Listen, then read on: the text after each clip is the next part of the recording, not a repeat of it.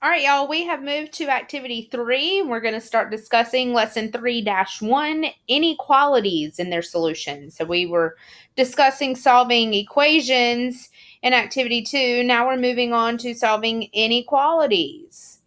Okay, so our learning targets for this lesson, we're going to understand. Well, I'm selecting my pen and then I deselected it. All right, we're going to understand what is meant by a solution of an inequality. What do solutions of inequalities look like and what do they mean? And then we're going to graph those solutions of inequalities on a number line. Okay, so Spartan Middle School students participate in physical education testing each semester. In order to pass, 12 and 13-year-old girls have to do at least 7 push-ups and 4 modified pull-ups. They also have to run 1 mile in 12 minutes or less. You can use an inequality to express the passing marks in each test. So let's start discussing this scenario. So here is a table, push-ups that is represented by P, modified pull-ups represented by M, and 1 mile run represented by R. The verbal for push-ups is at least 7 push-ups. If I need to have at least 7 push-ups, that means you have to complete 7 or more. You cannot do less than 7. You have to have 7 or more. The way we write that is right there where you see P is greater than or equal to 7, which means the amount of pull-ups that I complete has to be 7 or more. P has to be greater. The number of pull-ups number of push-ups that the girl must complete is more than or equal to 7. The way we graph that on the number line, you see right here. You see a number line with points 5, 6, 7, 8, 9, 10, 11 with a solid point at each number that's 7 or greater. Okay? All right. We're going to discuss more of that in detail later on in this lesson. For the modified pull-ups, at least 4 pull-ups means you have to have at least 4, meaning 4 or more. So M is greater than or equal to 4. Okay? If you look here at this number line here, you see a number line labeled 2 through 8 where there's a solid point at 4 and every value greater than 4 on that number line.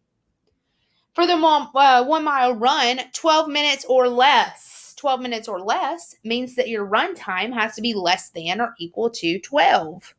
Right there. R is less than or equal to 12. So if you look at this number line, you have values from 7 to 13 with a solid point at 12, and then the line extends infinitely to the left. Well, not infinitely. It would end theoretically at 0 because time cannot be negative.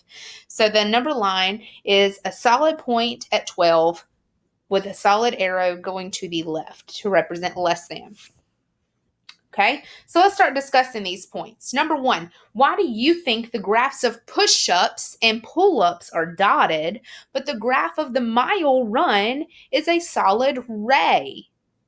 Okay, so push-ups and pull-ups are whole numbers. Why are they whole numbers? Well, in order for me to count a push-up or a pull-up, excuse me, I count in whole numbers. 1 push-up, 2 push-up, 3 push-up, so on and so forth. 1 pull-up, 2 pull-up, 3 pull-up, so on and so forth. Okay, you cannot do a portion of a pull-up or a portion of a pull-up. Okay, a push-up or pull-up, sorry. They're counted in whole numbers. You don't go, okay, that's 1.5 push-ups. Let's do a half more. No, it's 1, 2, 3, so on and so forth. Sorry, I got choked. All right, now the 1 mile run, the reason why it's a solid line and not points counted in whole numbers is because you can run a portion of a minute. You can run a portion of a mile. So running in miles,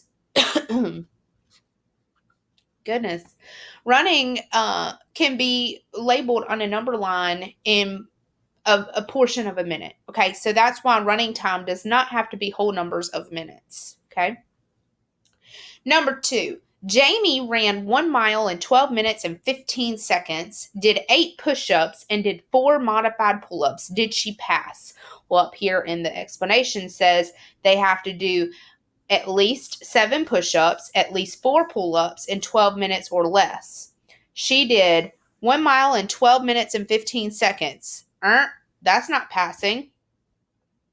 That's not passing. If she did 12 minutes and 15 seconds when they had to run 12 minutes or less, she failed it by 15 seconds.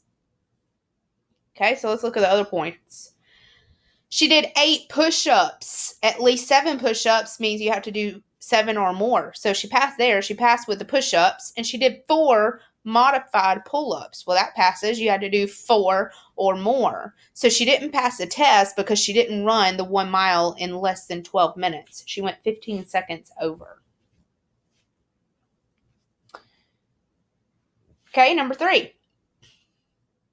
Karen did 7 push-ups. Is this a passing number of push-ups? Which words in the verbal description indicate this? Explain. Yes, she did pass.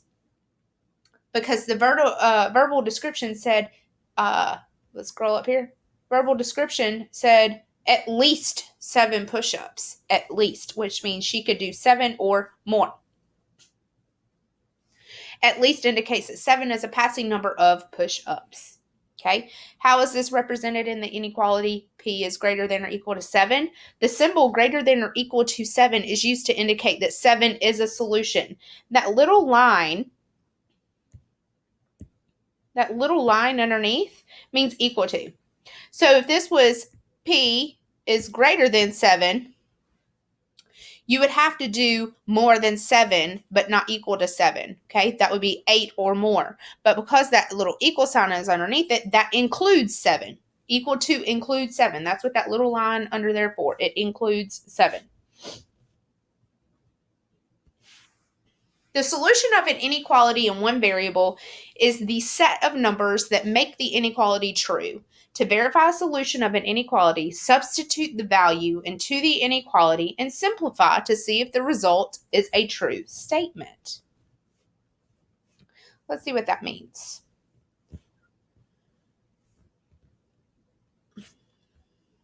Okay, what that means is going to be explained here on number 4, which is on page 36 of your book. So if I wanted to check the solution to my inequality, I can take that number, substitute it in my inequality, see if I get a true statement. So we're going to go back to 2x plus 3 equals 5, and 2x plus 3 is greater than 5. And it gives you, the chart gives you these x values. Whoops. The chart gives you these x values here. It says, are these x values solutions? And you have to answer. Okay, so you take 2x plus 3 equals 5.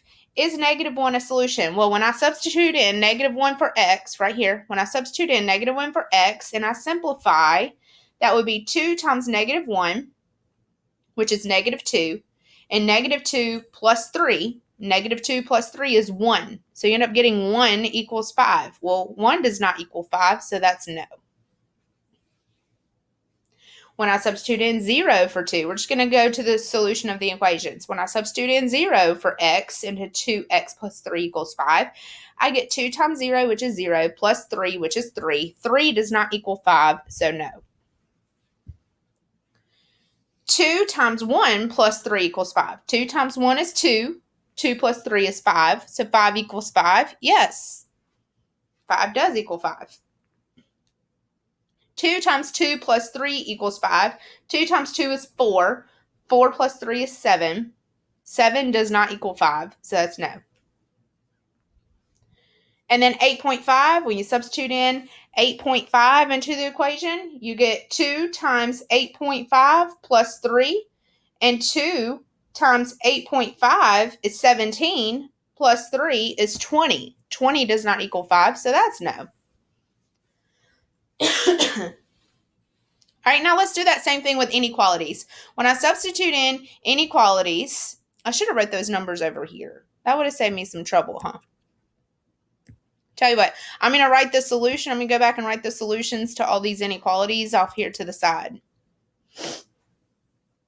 So 2 times negative 1 was negative 2 plus 3, which was 1. And then this was 3.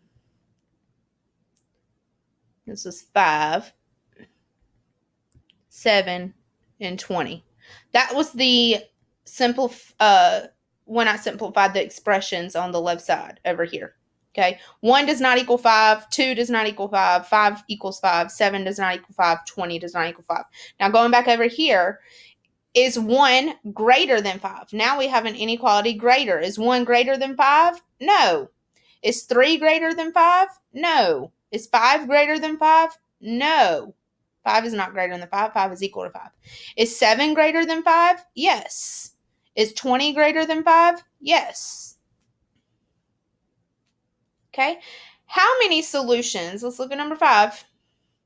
How many solutions are there to the equation 2x plus 3 equals 5?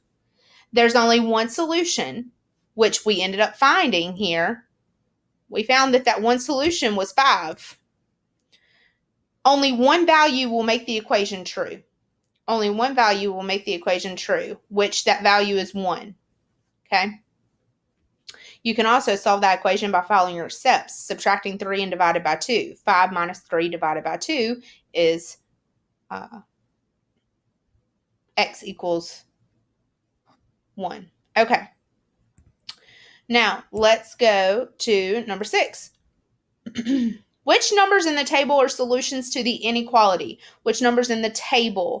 Not all together, just in the table. Which numbers in the table? Well, those two numbers were 2 and 8.5. Are these the only solutions to that inequality? No. Any number that is greater than 1 is a solution. Any number that is greater than 1 is a solution. Not equal to 1, because when we substituted in 1, we got 5 equals 5 right here on this line. Right here. We got 5 equals 5. So it can't be 1, but the solution can be any value greater than 1. Would 1 be a solution to the inequality? Let's see. Would 1 be a solution to the inequality 2x plus 3 is greater than or equal to 5? If we change the inequality symbol to have that equal right here, if we change the inequality sign to have the little line underneath it, which means equal to, then yes, 1 would be a solution, because greater than or equal includes equal to, which would end up being 5 is greater than or equal to 5, which is true because of that equal to symbol.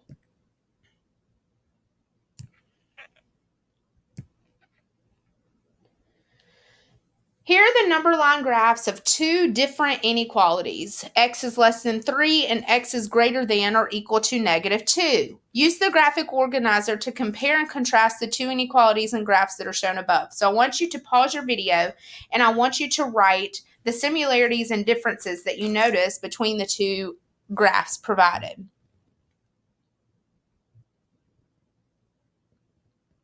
Okay, hopefully by now you paused the video and you wrote the similarities and differences. Similarities, you should have some of the solutions are the same for these inequalities, meaning I've got that, let's see, I've got that negative 2 is a solution. I've got that negative 1 is a solution. 0 is a solution. 1 is a solution. 2 is a solution. Okay, 3 would not be a solution only because of this little dot here, and we're about to explain that. The graphs both show a range of values. They have different values, and they represent multiple solutions. You can also state that both of the graphs are rays. They have an endpoint that extends in only one direction. That's the definition of a ray. That's getting into geometry. Now the difference is the arrows on the number lines go in different directions. One goes to the left, one goes to the direction of the right. Okay, one goes left, one goes right. I'm going to erase these so that you can see the graphs more clear. So my left graph goes left, my right graph goes right. Okay. The graph on the left shows an open circle. So let's discuss that. The graph on the left shows an open circle, which does not include the value of 3. Anytime you have an open circle, right here, open circle means does not include. It is values that are, in this case, less than 3. On the right side's graph, it's a closed circle. The graph on the right shows a filled-in circle, which does include -2. So closed circle does not include, or open circle does not include the value. Closed circle includes. So this is does not. That is not. Does not include 3. And this one includes. Sorry, y'all. My internet is lagging a little bit. Does not include, includes.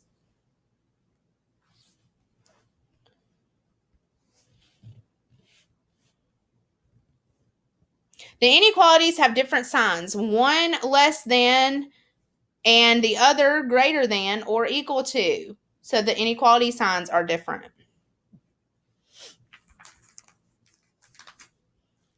All right, now we're moving on to number 9 on page 37. All right, now we're at number 9 on page 37. Think about why the graphs are different. Part A, why is one of the graphs showing a solid ray going to the left and the other graph showing a solid ray going to the right?